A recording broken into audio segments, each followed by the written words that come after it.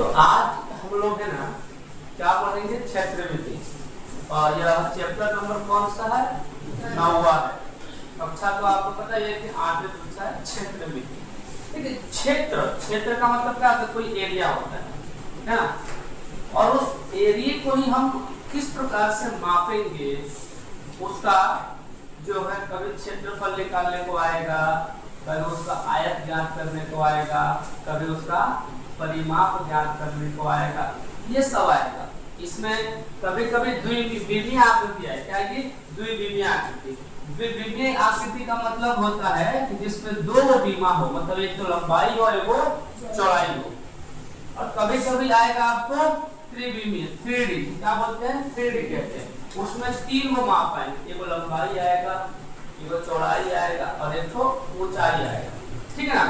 लेकिन जो भी चीजें हम पढ़ेंगे इन्हीं चीजों के आधार पर पढ़ेंगे। या त्रिभुज होगा, वर्ग होगा, आयत होगा, वृत्त होगा, या तो समचतुर्भुज होगा, समानांतर चतुर्भुज होगा, या फिर समलंब चतुर्भुज होगा, या फिर घन होगा, घनाभ होगा, बेलन होगा, या फिर उसका आयतन होगा। ये तीनों का क्या होगा, आयतन होगा।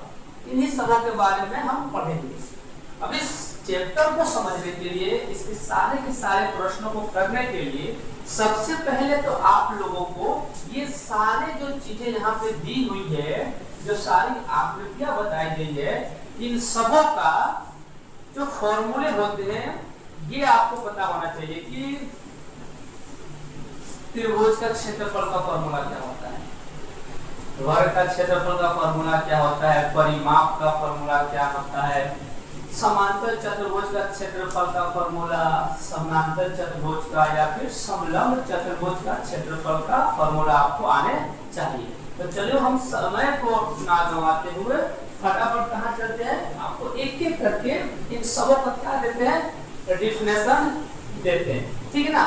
इसको मैं मिटाता हूँ और एक एक करके ले चलता हूँ त्रिभुज से, उसके बाद से क्या है, वर्ग, आयत और बेलन। ओके, चलिए आगे चलिए। पहला मैं लेता हूँ क्या, त्रिभुज। त्रिभुज के बारे में आपको पता होगा, वो आकृति जिसमें कितनी भुजाएं हो, 3 भुजा, क्या कहते हैं, त्रिभुज कहते हैं, ठीक है ना। और त्रिभुज की जो आकृति होती है वो कैसी होती है, ऐसी होती है ना, ऐसी होती है, ठीक है ना। अब हम बात करते हैं क्या, ये तो त्रिभुज हो गया, और आपका पहला ही प्रश्न होगा त्रिभुज का क्षेत्रफल का फॉर्मूला। त्रिभुज का क्षेत्रफल, तो आपको मैं बता दूं त्रिभुज का क्षेत्रफल का फॉर्मूला होता है 1/2 गुणे आधार गुणे क्या होता है, शीर्ष, क्या होता है, शीर्ष लंब, है ना। अब देखिए, अब आपको समस्या हो रहा होगा आधार से कहते हैं, है ना। तो देखिए त्रिभुज है, इसको दे दिया A, B और ये हो गया C। ओके, इस प्रकार से ये मैंने आपको बता दिया। अब देखिए इसमें आधार किसको कहेंगे, मैं आपको बता दूं आधार जो होता है वो कहाँ का होता है, वो नीचे वाला भाग होता है। कौन सा होता है, ये नीचे वाला, ये जो भाग होता है ना, क्या कहते हैं, आधार कहते हैं, ठीक है ना। और जब बात करते हैं शीर्ष लंब की, तो इसकी मुंडी पे, कहाँ से, ये मुंडी को सिर कहते हैं ना, इसके मुंडी पर से एक सीधी लाइन लेंगे, ठीक है ना, और इस लाइन की ऊंचाई देखेंगे कितनी है। जब नीचे आएगा ना तो यहाँ पे 90 डिग्री क्या बनाएगा, कोण बनाएगा। तो यही जो होता है ना बीच में एकदम सीधी लाइन, इसको क्या कहते हैं, शीर्ष लंब कहते हैं। अगर ये मान लो आपको दे दिया है कितना, 4 सेंटीमीटर या फिर मीटर, और ये कितना दे दिया है, 6 सेंटीमीटर, ठीक है ना। आपको त्रिभुज का अगर क्षेत्रफल ज्ञात करना है तो आपको ये दो चीजें चाहिए, एक तो शीर्ष लंब और एक को आधार, ठीक है। अब देखिए तो फॉर्मूले में हम हल करते हैं, फॉर्मूला में 1/2 तो हमेशा लगेगा, आधार कितना हो गया है, 6 है ना, तो यहाँ लिखेंगे 6 गुणे में शीर्ष लंब कितनी है, 4। आप देखो 2 के पाने में 6 आता है, कितनी बार में, 3 बार, यानी एक कट गया, बचा क्या, 1 गुणे 3 गुणे 4, 3 चौके 12 सेंटीमीटर स्क्वायर हो गया, ठीक है ना, क्योंकि हमने क्या किया है, गुणा किया है, ये भी सेंटीमीटर और ये भी सेंटीमीटर। तो इस प्रकार से आपको क्या निकल गया, त्रिभुज का क्षेत्रफल। समझ में आया? आपको ये भी समझ में आया कि इसका जो आधार कौन है और शीर्षलंब कौन है। कभी कभी ना आपको ऐसे भी दे दिया रहेगा कि त्रिभुज तो ऐसे है ना, लेकिन कभी कभी आपको यहाँ से ऐसे दे दिया रहेगा और यहाँ पे क्या बन रहा है, 90 डिग्री। तो जहाँ पे 90 डिग्री बन रहा है ना, जहाँ 90 डिग्री बन रहा है, ये क्या होगा, आधार, और शीर्षलंब क्या हो गया, ये जो लाइन है ना, जहाँ पे 90 डिग्री ऐसा बॉक्स बन रहा है, उसी को हम क्या लेंगे, उसी को हम लेंगे शीर्षलंब, ठीक है ना। इस बात को आप लोग क्या करोगे, ध्यान में रखना, ठीक है ना। तो त्रिभुज जो होती है आप यहाँ से भी क्या कर सकते हो, खींच सकते हो। तो जहाँ पे आपको 90 डिग्री बना हुआ दिखाई दे रहा है वो क्या होगा, आधार होगा, और जो तुम लाइन सीधे दिखाई दे रही है तो क्या मानेंगे, शीर्षलंब मानेंगे। ओके, कभी कभी आपको आएगा इसका परिमाप, किसका, त्रिभुज का। तो परिमाप का मतलब क्या होता है, तीनों साइड का माप, है ना। जैसे मान लो ये 3 दिया है, ये 6 दिया है, ये 4 दिया है, तो त्रिभुज का क्या, परिमाप। परिमाप बराबर क्या हो जाएगा, तीनों का जोड़, 3 + 4 + 6 बराबर 13 सेंटीमीटर। तो इस प्रकार से क्या निकलेगा, त्रिभुज का परिमाप। आपको पता है त्रिभुज कितने प्रकार के होते हैं, 3 प्रकार के, ना। एक होता है समांतर चतुर्भुज, होता है सम, विषम और समद्विबाहु। ओके, त्रिभुज के बाद समझ में आया आपको बात, त्रिभुज के बारे में समझ में आ चुका होगा। अब हम चलेंगे अगला जो हमारा टॉपिक था उसके ऊपर, ठीक है ना। वो बंद करो।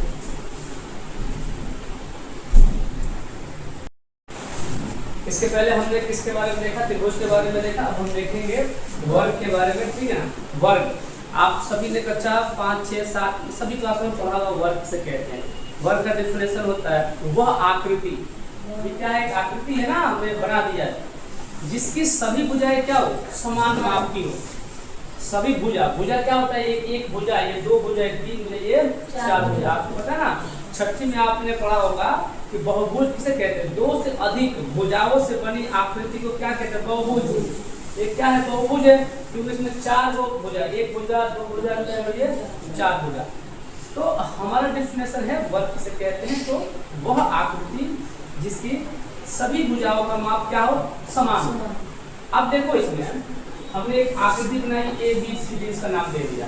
देखो इसका AB का माप कितना है, BC का, DC का और AD का, यानी सबों का माप क्या समान है ना। तो कभी भी आपसे कोई पूछे वर्ग किसे कहते हैं, तो कहेंगे वह आकृति जिसके सभी भुजाओं का माप समान हो, उसे क्या कहेंगे, वर्ग। ठीक है, अब आते हैं हम वर्ग का जो परिमाप होता है, वर्ग का क्षेत्रफल होता है, वो कैसे ज्ञात किया जाए, ठीक है ना। तो देखिए वर्ग का जो क्षेत्रफल का फॉर्मूला होता है वो क्या होता है, लंबाई गुणे लंबाई, लंबाई गुणे लंबाई, ठीक है ना। क्योंकि देखो इसमें चौड़ाई तो है कहाँ, है जो चौड़ाई, इसमें सिर्फ क्या है, सबका लंबाई सेम ही है। तो हम क्या लिखते हैं, लंबाई गुणे लंबाई, ठीक है ना। यानी कि आप इसको शॉर्ट में कैसे लिख सकते हो, शॉर्ट में लिख सकते हो L इंटू L, है ना। या फिर आप शॉर्ट में ऐसे भी लिख सकते हो भुजा स्क्वायर, क्या भुजा का स्क्वायर, क्या भुजा स्क्वायर, मतलब यही हो रहा है ना। देखो हमने क्या लिखा, लंबाई गुणे लंबाई, तो L L क्या होता है, L स्क्वायर देता ना। अब जैसे तो ये जो है आप ऐसे भी लिख सकते हो, ठीक है ना, लंबाई गुणे लंबाई। अब देखो अगर मैंने तुमको दे दिया कि इसका क्या ज्ञात करना है, क्षेत्रफल, देखिए इसकी लंबाई कितनी है, 4 सेंटीमीटर ना, तो लिखो क्या 4 गुणे 4, 4 चौके 16 सेंटीमीटर स्क्वायर हो रहा है ना। या फिर मैं अगर बोल दूं ऐसा, क्या बोल दूं, भुजा भुजा स्क्वायर, तो भुजा कितना है 4 और 4 का स्क्वायर कितना होता है 16, वही हो रहा है ना। तो आप डिफिनेशन सिर्फ आप कितना भी याद रख सकते हो, क्या लंबाई गुणे लंबाई क्या होता है वर्ग का क्षेत्रफल का फॉर्मूला, ठीक है ना। और जो लंबाई दिया है इसी का गुणा इसी से कर देंगे तो आपको क्या निकल जाएगा, वर्ग का क्षेत्रफल। आगे चलते हम वर्ग का परिमाप, कि वर्ग का परिमाप कैसे ज्ञात करते हैं। देखिए तो वर्ग का परिमाप का फॉर्मूला, परिमाप का मतलब मैं बता दूं ना, ये पूरा का जोड़, यहाँ से यहाँ की दूरी, यहाँ से यहाँ की दूरी, यहाँ से यहाँ की दूरी, यहाँ की दूरी। आप देख सकते हो कि सबकी दूरी क्या है, समान है ना। और कितनी दूरिया इसमें है, 1 2 3 4 दूरिया है। तो इसको निकालने का तरीका है 4 गुणे क्या, 4 गुणे भुजा, क्या होता है भुजा, ठीक है ना। तो आप देखो 4 गो है भुजा और भुजा का माप कितना है, हाँ तो 4 चौके 16 सेंटीमीटर। अब तुम्हारे दिमाग में ये आ रहा होगा इसका क्षेत्रफल भी 16 ही आ रहा है और परिमाप भी 16। ये सिर्फ यहाँ सिर्फ 4 पे लागू होता है, इस पे लागू होता है 4 पे। अगर मैंने क्या ले लिया 5, क्या ले लिया यहाँ पे मैंने 5, ये सब क्या हो जाएगा 5। तो क्षेत्रफल निकालने का तरीका क्या है, हाँ लंबाई गुणे लंबाई। तो लंबाई कितना है 5 है, तो 5 गुणे 5 कितना हो गया 25 सेंटीमीटर स्क्वायर हो ना। और परिमाप का फॉर्मूला क्या है, 4 गुणे भुजा, है ना, 4 गुणे भुजा। अभी भुजा कितना है 5 चौके 20 सेंटीमीटर है ना। तो आपको फॉर्मूले याद रखने, अगर वर्ग का क्षेत्रफल है तो लंबाई गुणे लंबाई और वर्ग का परिमाप क्या है तो 4 गुणे भुजा। ये हो गया आपका वर्ग का फॉर्मूला। ओके, आगे हम चलेंगे कहाँ पे, आयत पे, ठीक है ना। क्या अगला पॉइंट हमारा क्या रहेगा, आयत, ठीक है ना। आयत, अब देखिए लिखने की आवश्यकता नहीं, आप लोग को वीडियो बन रहा है तो इसमें आप क्या कर सकते हो, वीडियो देख करके आप लोग उसको लिख सकते हो, ठीक है ना। पॉज करके स्क्रीनशॉट लेकर के लिख सकते हो, बस आप यहाँ पे समझो। मैं आप बता रहा हूँ इसके बारे में, आयत के बारे में, ठीक है ना। ये तरीका आपको समझ आ चुका होगा। अब आयत, आयत आप इसको आगे देखो, दिखाई दे रही है। इस आकृति में आपको दिखाई दे रहा होगा कि दो जो भुजा है वो एक दूसरे के बराबर है और इसकी दो भुजा जो एक दूसरे के बराबर है। तो डिफिनेशन क्या होता है आयत का, कि वह आकृति जिसके आमने सामने की भुजा क्या हो, तो इसके सामने क्या है, ये जब ये 10 सेंटीमीटर का है तो ये कितना होगा 10, ये भी होगा 10 सेंटीमीटर का। अब इसके सामने कौन ये है, जब ये 5 का है तो ये भी कितने का होगा 5 सेंटीमीटर का, ठीक है ना। ये दो डॉट मारा है ना मैंने, ये भी बता रहा है कि ये और ये क्या है बराबर है और ये बराबर। आयत का डिफिनेशन क्या होता है कि वह आकृति जिसके आमने सामने की भुजाओं का माप समान हो उसे क्या कहते हैं आयत। और प्रत्येक कोण 90 डिग्री बनेगा, 90 डिग्री। इसके पहले हमने समलंब समद्र चतुर्भुज और वो समचतुर्भुज के बारे में पढ़ा था ना, कंप्यूटर को याद करवाया गया था। तो ये हो गया क्या आकृति। ओके, अब मैं आपको ले चलता हूँ कहाँ पे, इसके भी परिमाप और क्षेत्रफल के बारे में बताता हूँ। मैं इसको मिटाता हूँ और आपको एक एग्जाम्पल के माध्यम से, एक सवाल के माध्यम से इसको भी समझाने का क्या करूँगा, प्रयत्न करता हूँ, ठीक है ना।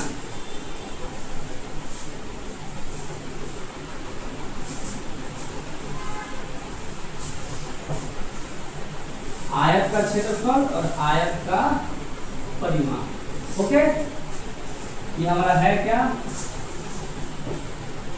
आयत, ठीक है ना। तो आपको आकृति दिखाई दे रही होगी, इसका देखो। अब देखो परिमाप की बात करते हैं, किसकी बात करते हैं, परिमाप। तो परिमाप देखो, परिमाप का मतलब क्या होता है, इन सबों का जोड़, इसका जोड़, इसका जोड़, इसका जोड़ और इसका जोड़। देखो 10 10 20, 20 5 25, 25 5 30 हो रहा है ना। इसको क्या कहते हैं लंबाई, क्या कहते हैं लंबाई। और इसको क्या कहेंगे चौड़ाई कहते हैं। इसको L से दर्शाते हैं और इसको दर्शाते हैं 20 है ना, शॉर्ट में। तो मैंने लिखा आयत का क्षेत्रफल। क्षेत्रफल में क्या होता है, आयत का क्षेत्रफल होता है लंबाई गुणे चौड़ाई। क्या होता है, लंबाई गुणे चौड़ाई। शॉर्ट में क्या लिखेंगे, शॉर्ट में लिखेंगे L इंटू बी। ओके, परिमाप की बात करते हैं आयत का। तो आयत का परिमाप क्या होता है, 2 गुणे क्या होता है, लंबाई प्लस चौड़ाई। अगर मैं इसका शॉर्ट में लिखूं तो लिखूंगा 2 इंटू एल प्लस बी। ये फॉर्मूले होते हैं शॉर्ट में, है ना। अब देखिए, मैं अब आपको इस सवाल के उत्तर निकाल के बताता हूँ। जैसे आप देख सकते हो, ये आयत है, आयत का जो एक भुजा ये कितना है, 10 सेंटीमीटर है, और ये कितना है 5। तो इसमें अपने को 2 भुजा की आवश्यकता तो है ही नहीं, कि हमें एक भुजा, जब ये 10 है ना तो ये कितना होगा, ये 5 है तो कितना होगा, 5 ही होगा ना। तो हम खाली लंबाई और चौड़ाई ले लेंगे, और फॉर्मूला क्या है, लंबाई गुणा चौड़ाई आयत का क्षेत्रफल, ठीक है ना। तो देखिए क्षेत्रफल, लंबाई कितना है 10 है, चौड़ाई कितना है, तो कितना हो गया 50 सेंटीमीटर स्क्वायर। ये क्या हो गया, ये हो गया क्षेत्रफल। अब मैं क्या चलता हूँ, परिमाप। कहाँ पे, परिमाप का फॉर्मूला 2 इंटू, इंटू का मतलब गुणा, लंबाई क्या लिखा है, लंबाई प्लस चौड़ाई। तो लंबाई कितना है 10, और प्लस है, प्लस मतलब जोड़, जोड़ क्या है चौड़ाई, चौड़ाई कितना है 5। अब देखो 10 और 5 कितना होगा 15। तो 2 गुणे 15 कितना लेगा 30 सेंटीमीटर हुआ, और जोड़ेंगे तो कितना आएगा 10 10 20, 20 5 25, 25 5 30। तो परिमाप का मतलब होता है इन सबों का जोड़, और क्षेत्रफल का मतलब होता है लंबाई गुणे चौड़ाई। समझ में आया। हाँ, अगर जहां भी तकलीफ हो तो अभी ही पूछ लेने का, क्योंकि अगर ये नहीं समझ में आएगा आपको डिफिनेशन कि आयत किसे कहते हैं, उसका परिमाप क्या होता है, उसका क्षेत्रफल क्या होता है, तो फिर आगे चलते क्षेत्रमिति के सवाल आपसे बनेंगे ही। ओके, तो यहां तक हम रहने देते हैं। अब अगला जो है हमारा कौन सा टॉपिक रहेगा, वृत्त, उसके बारे में बताएंगे आपको, ठीक है ना। चलो।